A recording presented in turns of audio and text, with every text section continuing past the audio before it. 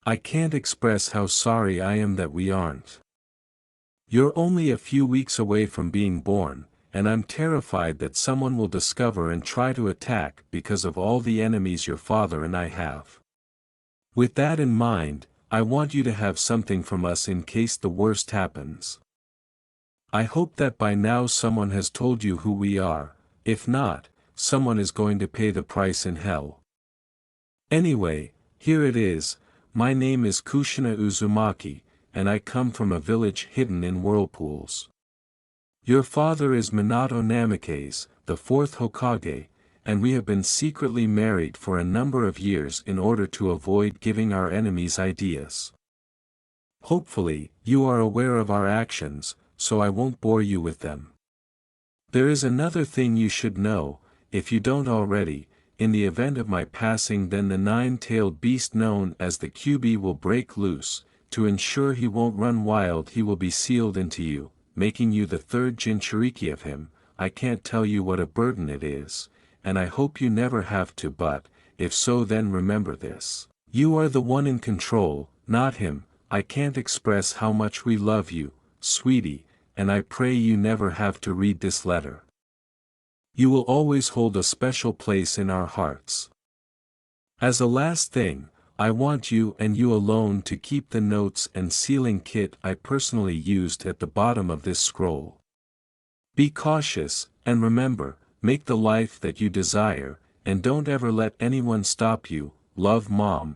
Dark splotches accumulated at the conclusion of the letter. Tears freely flowed down Natsume's face as she fought to stop herself. She had read all she could on her parents, but this was the first actual piece she had of them, and she would always love it. She discovered the seal, opened it, and was astounded by the large and fully equipped kit. She said, "I'll make you too proud," and walked away. Leaping from roof to roof, she had only one more visit to make before she went. Soon she landed discreetly in the middle of the once proud Uchiha clan district.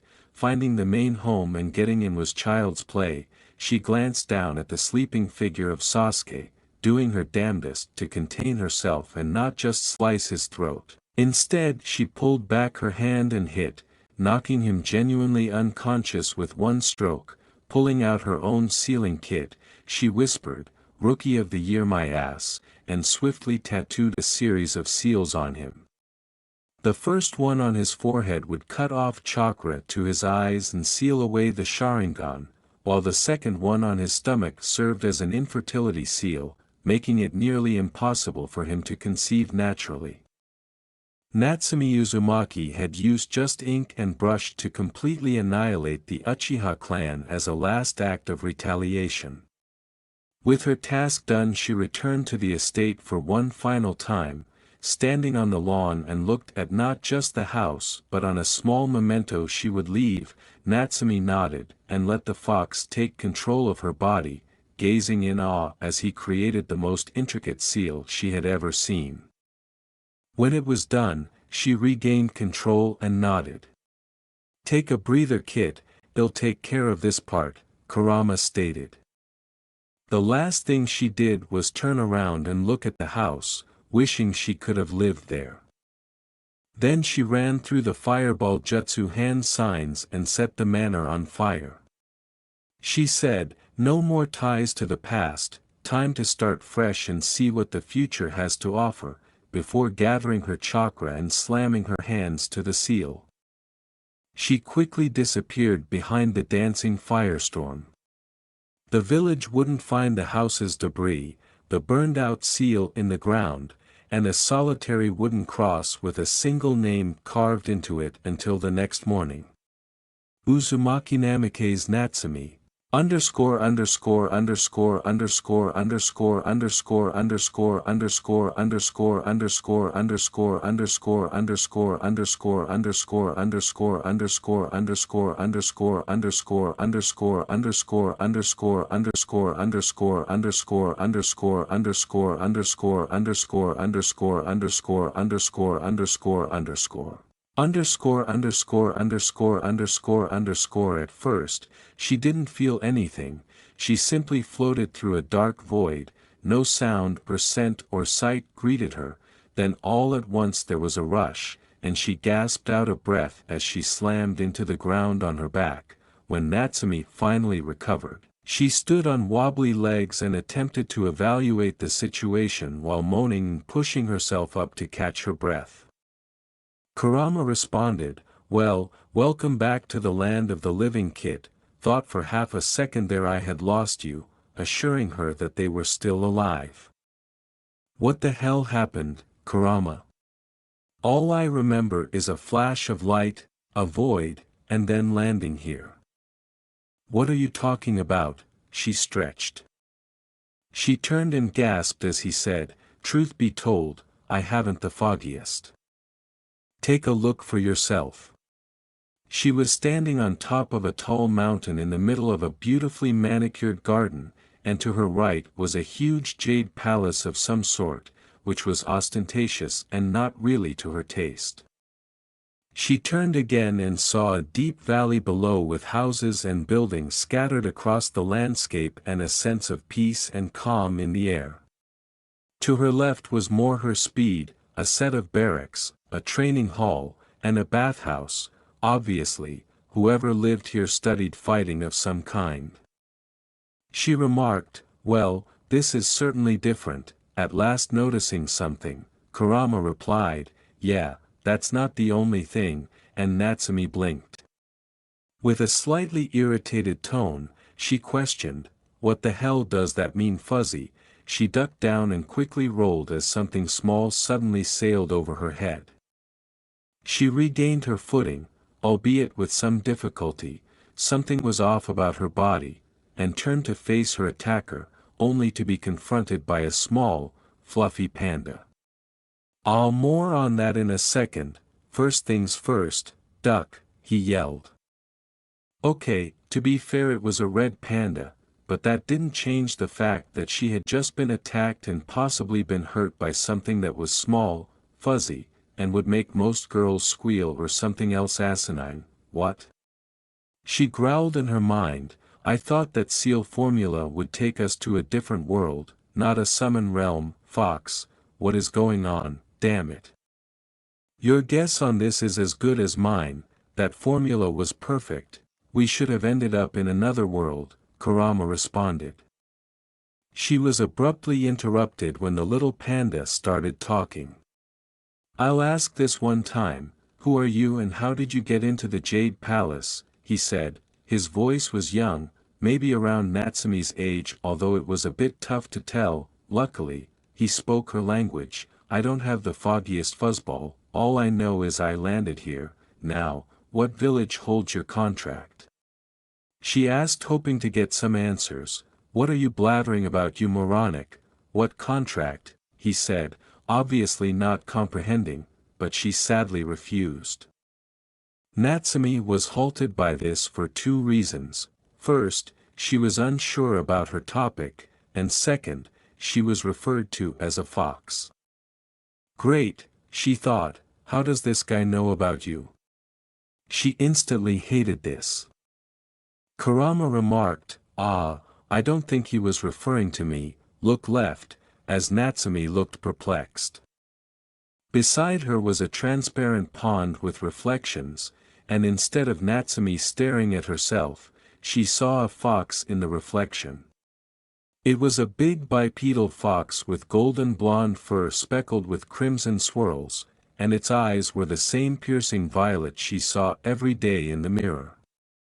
Its fluffy, red-tipped tails swayed wildly, and what shocked her the most was that it moved with her and wore her clothes.